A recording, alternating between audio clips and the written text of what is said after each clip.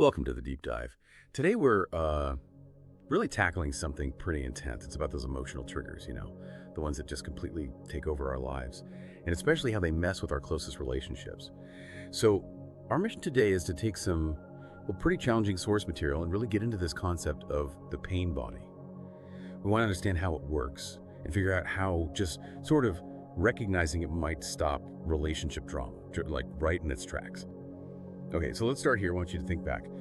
Think about the last time you got caught in like a real loop of anger, that feeling, where there's this powerful emotion and it's tied to a story maybe about being wronged, and you just feel trapped. You can't shake the feeling, can't stop thinking the thought, it just goes round and round. That's exactly it. That's the vicious circle we're talking about. It's really the core of the whole issue. The emotion, it gives energy to the story, makes it feel real, urgent. And then the story, the narrative about the injustice or whatever feeds right back into the emotion, makes it stronger. So you talk about it, you replay it in your head, and you just get deeper and deeper into that anger. You're basically fueling the fire with the thoughts that the fire itself created. It's a feedback loop. Yeah, and it feels absolutely awful when you're stuck in it, doesn't it? Just miserable. But here's where the analysis gets really interesting, kind of counterintuitive. It suggests that when you're really gripped by that strong negative feeling, some part of you actually, loves it. How does that even make sense? Why would any part of us want to feel trapped and miserable like that? Well, it's about the ego, that state, that drama. It fulfills the ego's sense of self. We start to mistake that intense feeling, being righteously angry or feeling deeply wrong. We mistake that for who we are. And the ego, it doesn't want to let go of that drama because it thinks that drama is its identity, its existence, so it clings on, even though the identity is built on suffering. You're completely consumed, and the ego won't give up control. Okay, so the ego's holding on tight to the feeling. But where does all that intense fuel come from? That kind of raw power behind the conflict. It feels like it draws on something deeper than just, a momentary annoyance. It feels like a huge reservoir. Precisely. And that leads us to the core concept from the material. The pain body. We need to look at the accumulated stuff, the baggage that makes this whole emotional hijack possible. A pain body. Wow. Okay.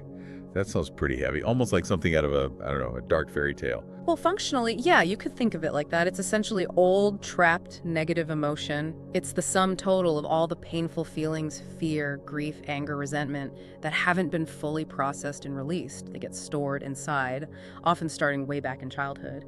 And this accumulation, it creates this kind of persistent energy field that lives within you. So depending on someone's past, their history, maybe even if you go down that path, past life stuff, some people could be carrying around a really massive, heavy pain body, just this sort of dormant stockpile of old pain waiting for something to set it off. Exactly right. It can lie dormant for ages, you hardly feel it, but then boom, something triggers it, wakes it up, and once it's active, its only drive, its only purpose is to feed. It needs energy, and it only feeds on one specific thing. More drama, more pain, more of the same kind of negative energy that it's made of. Okay, the material gives this really vivid way to picture it, which helps.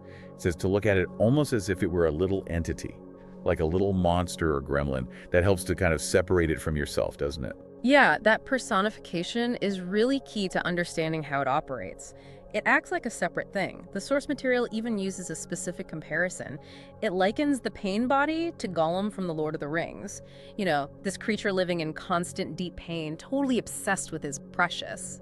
In this case, the precious is the pain itself.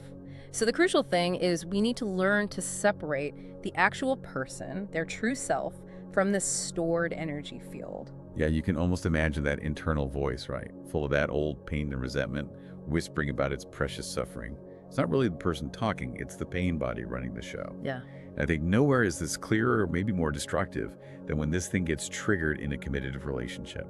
This is where it probably hits home for a lot of people listening, anyone who's ever, say, moved in with a partner.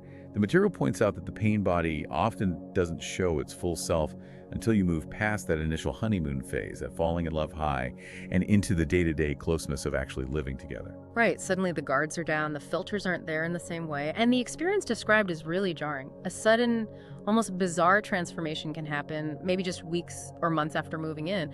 The person you adore suddenly shifts. They become this little monster. Aggressive, maybe super critical, or deeply withdrawn and angry. It's described as a frightening, monstrous transformation. And your first thought is probably shock, right? Like, who is this person? What happened? Did I make a huge mistake? Hmm. But what you're actually encountering, according to this framework, is the partner's pain body. It's completely hijacked them. And this entity, this pain body, it has a very specific destructive aim. It tries to feed itself by provoking a negative reaction in you. It's actually quite cunning in how it operates. It knows exactly which buttons to push. It will say just the right thing, the most hurtful thing it can find, often targeting your own pain body's sensitive spots specifically to get that negative reaction it needs. Wow.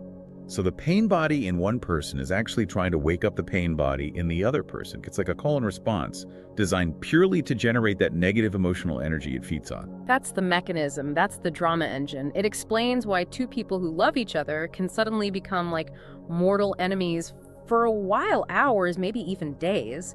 They're locked in this state of intense dislike, even hatred. But it's not really them hating each other. It's both of them being completely controlled by this force.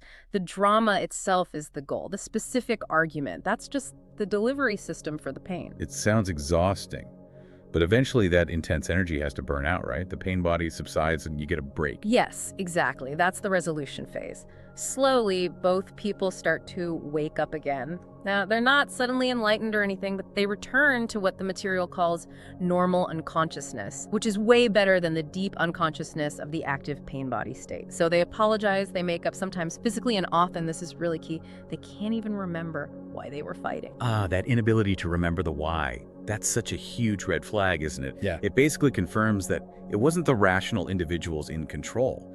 It was the entity. And the framework gives a pretty stark warning here. If these pain body flare-ups start happening more often, the intervals between them get shorter, and maybe the intensity grows. That often signals the beginning of the end for the relationship. Wow. Mostly because they aren't seeing this entity for what it is, they're just blaming each other. Which makes the solution pretty clear, conceptually at least. Identifying it is the first step to breaking the cycle. But how do we actually do that? How do we practice it when the emotion feels so overwhelmingly real and personal? Well, the shift that's needed requires developing presence and also a degree of disidentification from this pain body entity. You have to learn to observe it instead of just becoming it. And the material is quite honest about where you'll likely start. You'll probably recognize the pain body first in the other person. You'll see that transformation happen and think, aha, there it is, the gremlin's out. Hey, yeah, that definitely sounds easier than looking inside first. Always easier to spot the monster across the street than the one in your own house. True. But the instant you see it in the other person, that's when the real work starts. The critical challenge is making sure your pain body doesn't get activated by theirs. You have to stay present. You have to just observe. Being with someone who's in that state, deeply unconscious, it demands that you become really present. You have to consciously hold on to your awareness. Otherwise, you just get sucked down into the same reactive, unconscious state. Okay, so the goal isn't jumping in to fix them or argue back. It's about staying conscious yourself while their possession basically is happening. You have to really know that what you're seeing is their pain body, and it's not who or what they actually are in their being. Exactly. You're watching the entity operate. You're not reacting to it as if it's their true self. You refuse to feed it. But let's be clear, this is incredibly difficult. Because, as we said, the pain body is expert at pushing your specific buttons. It knows just how to provoke you. Yeah, if I heard that perfectly aimed, cutting remark, my own internal gremlin would probably leave out before I even knew it, unless I had a really solid plan. So, let's get practical. What's the best defense? Especially for couples who are both actually committed to becoming more aware of this stuff. The most powerful tool discussed is the mutual agreement strategy. This is crucial. You absolutely have to sit down and make this agreement when both of you are relatively conscious, feeling calm and connected. Because trying to reason with an active pain body, forget it. No rational argument would ever get through. It's like talking to a brick wall that's yelling at you. Right, makes sense. So during peacetime, you establish the rules of engagement for the inevitable war zone. What does that agreement actually look like? It's about giving each other permission. You agree beforehand that if one person starts to see the signs of the pain body emerging in the other, the tension building, the tone shifting slightly, they have permission to point it out, maybe using a pre-agreed word or a simple hand signal, something neutral. Wow, okay, that's actually huge. Having that explicit permission to say, essentially, hey, I think I see the entity trying to grab the wheel. Exactly. And if the person being pointed out still has some consciousness, some awareness left in that moment, Yeah. they might actually pause. They might check inside themselves and think, maybe it is starting. And then they have a chance to consciously step back, observe the energy, and not let it take over. But, and this is a big but, you have to catch it early. Timing is everything. Okay, so what happens if you miss that crucial early window? If the pain body is already fully in charge? Then any attempt to point it out is going to backfire spectacularly. You're no longer talking to your partner at that point. You're addressing the pain body directly. And the pain body sees your helpful observation as a direct attack, a threat to its existence, its food supply. Right. And what does the fully activated pain body typically say back when you try to gently point out, honey, I think maybe your pain body is getting active? Oh, it hits back immediately with total denial and projection. Things like, how dare you say it's my pain body? Look at your own. You're the one with the problem. You're just projecting. It becomes completely useless to continue that conversation. Worse, it actually just pours more fuel on the fire, feeds the conflict, Yeah. which really forces the person trying to stay conscious to master non-reaction and just hold that space of presence without engaging. It's a tough practice. Wow. Okay, this has been a really insightful look at how this stuff works, the mechanics of conflict. So the key things for you listening to maybe take away are, first, recognize that emotion thought trap, that weird way the ego kind of likes the drama. Second, really try to see the pain body as this separate thing, this accumulated energy, that internal golem obsessed with his pain.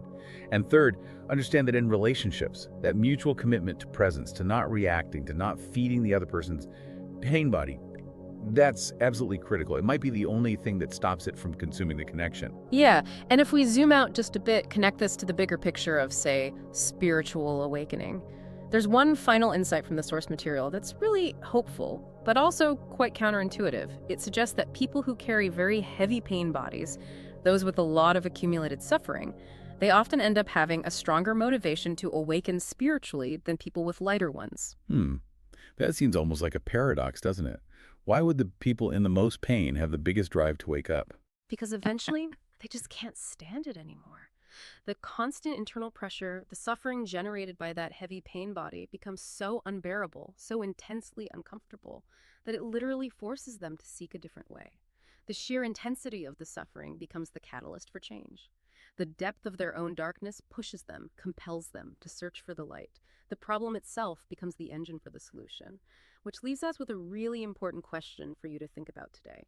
What parts of your own history, your own accumulated pain, might be feeding that internal gremlin? And could it be that the very intensity of that internal pressure, the thing you struggle with most, might actually be the greatest, most powerful catalyst for your own awakening, for real change?